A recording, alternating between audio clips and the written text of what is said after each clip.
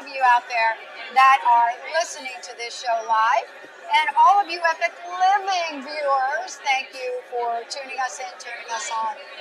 We are doing a broadcast live from New York. Katina Makris joining me here. Okay, everybody does our thing. Yay! Yay. Hello, world. Hi, everyone. Yes. We're great to have you. Katina, this has been great. It's been great. We've been having a fabulous night. It's a wonderful opportunity for us to share Lyme disease with the world. And so anyway, we're back live in New York at the Tick-Borne Disease Alliance Masquerade Ball.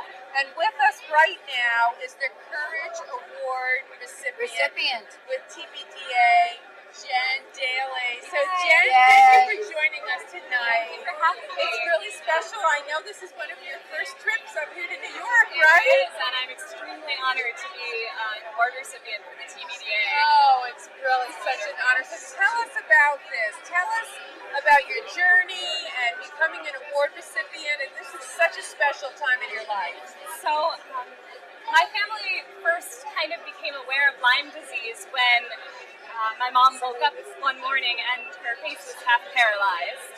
So we were terrified. We didn't know what was going on, and it turned out to be Bell's palsy caused by late-stage Lyme disease. Wow. And I remember being so shocked because she had been tested 2 or 3 times that year for Lyme disease, and it had come back negative. And nobody ever told her that these tests were frequently inaccurate. They all just assumed it was something else. So when she got this, she finally tested positive, and then a few months later, my father also tested positive. And then a few months later, my sister also tested positive. And then finally, it was near the end of the summer after my freshman year at the University of Pennsylvania that I tested positive as well, even though they always thought my fatigue was mono or something like that. So when I did get diagnosed, I was very lucky. I was working in the lab of Professor Charlie Johnson. He does nanotechnology at the University of Pennsylvania. He's an amazing researcher, amazing scientist, and he gave me a chance as an undergraduate.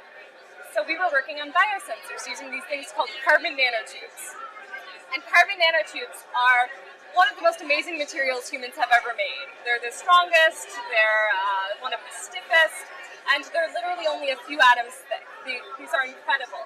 So what we were doing is hooking different antibodies to them, and then in the presence of different proteins in your blood, the electrical current changes. So it makes a very clear response that you can see.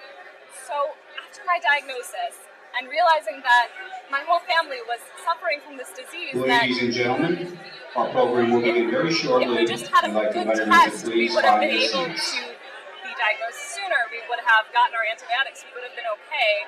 And now we were suffering. So I went to Professor Johnson and I said, I would like to make a Lyme disease sensor.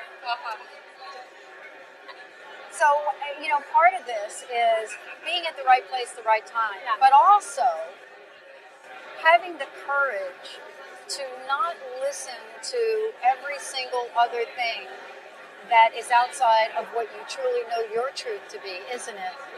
I mean, isn't it I think about you, and I think about what your inner voice must have been saying to you. It was kind of funny because, since my mother might be watching this, it wasn't necessarily my inner voice. It was at a dinner table conversation with my parents one night. I was explaining the science to my family. They're very interested in science. And my mom just looks at me and says, "You make sensors. Make a Lyme disease sensor." Oh, yeah, bingo! And I said, "Wait, I can't just do that." "Oh, wait, I work in a lab at Penn. Of course I can." So, I think I can. That little engine could, right?